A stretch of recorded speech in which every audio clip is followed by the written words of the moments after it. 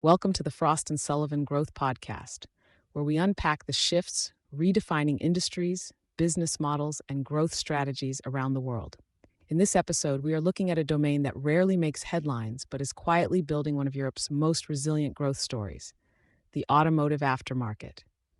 Vehicles across Germany, France, the UK, Spain, and Italy are staying on the road longer. And that single trend is pulling more replacement cycles, more service visits, and more consistent demand through the independent aftermarket distribution network. At the same time, buying groups are consolidating at pace. Direct to consumer platforms are squeezing traditional margins. Chinese OEMs are creating a parts ecosystem from scratch, and electric vehicles are introducing an entirely new category of components that most workshops are not yet equipped to service. So the strategic question for buying groups and distributors is no longer simply, how do we source parts efficiently? It is, how do we build the digital, technical, and sourcing infrastructure that keeps us relevant as the vehicle park, the competitive landscape, and the technology all shift at once? To help us unpack this, I'm joined by a Frost and Sullivan growth expert covering the aftermarket buying groups and distributors domain across Europe. Let's get started. Let's start with the demand story. What is actually powering growth in the Europe automotive aftermarket right now? Thanks for having me. It comes down to a vehicle park that keeps getting older. Consumers across Germany, France, the UK, Spain, and Italy are holding on to their vehicles longer, and every additional year a vehicle stays on the road adds more replacement cycles and more service frequency. This isn't a short-term bump. It's a structural feature of the current ownership environment, and it is flowing directly into the independent aftermarket distribution network. In 2025 alone, the industry generated close to USD 155 billion, growing at approximately 9.2% year over year. That is a meaningful pace for a domain many people still think of as mature and slow-moving. So the growth is real, but is the distribution network built to capture it efficiently? That's really the crux of the next challenge. Let's talk about that. Where are the cracks in the system? Europe's independent aftermarket is still operating across a fragmented landscape. You have regional distributors, independent workshops, and suppliers with very uneven digital maturity, and that combination creates real gaps in pricing visibility, inventory accuracy, and procurement speed. Buying groups are stepping in to close those gaps.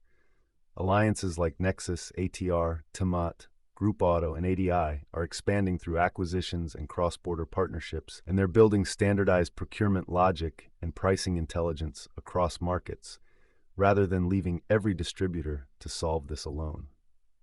Buying groups are consolidating on one side, but you mentioned margin pressure earlier.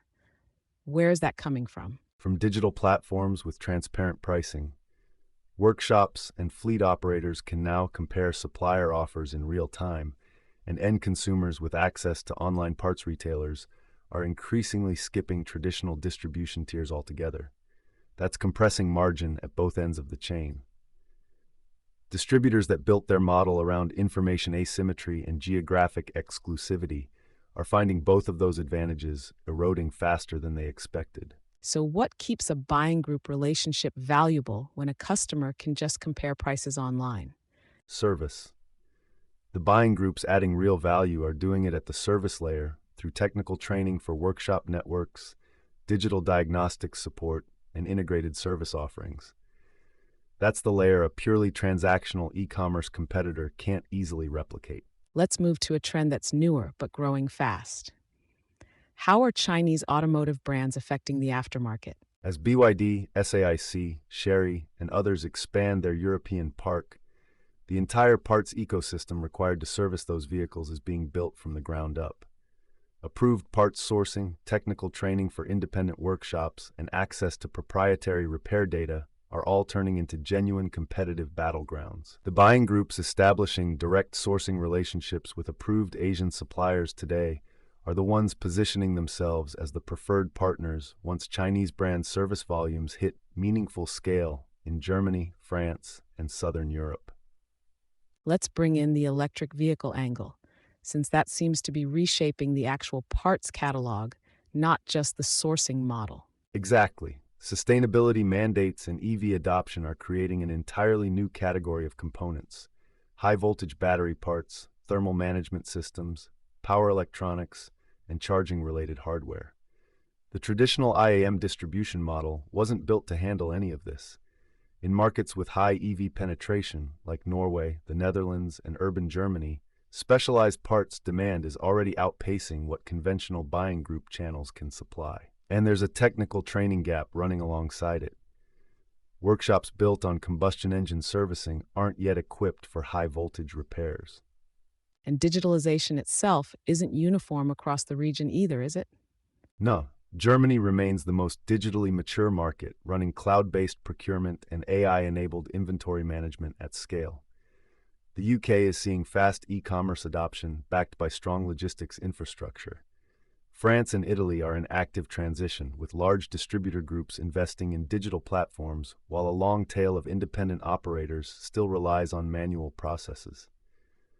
Spain is following a similar path, with urban centers moving faster than regional networks. So the aftermarket isn't just riding an aging vehicle park anymore. It's having to build digital infrastructure, technical capability, and sourcing relationships all at the same time. That's the honest summary.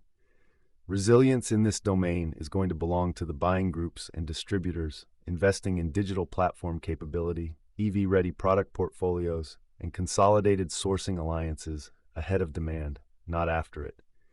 The organizations treating fragmented data as a strategic asset, building EV parts sourcing infrastructure now, and developing workshop partnerships deep enough to compete with direct-to-consumer platforms on service quality, not just price, are the ones that will lead the next stage of this domain.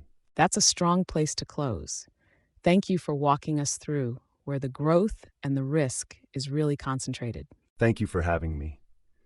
The aftermarket is proving that consistent structural demand combined with the right sourcing and service strategy can outperform far flashier corners of the mobility ecosystem. Thanks for joining us on the Frost and Sullivan Growth Podcast. For access to our research, competitive benchmarking, and best practice frameworks, visit frost.com or email us at transformation.growth@frost.com. We'll be back soon with more conversations to help you stay clear-headed, future-ready, and growth-focused.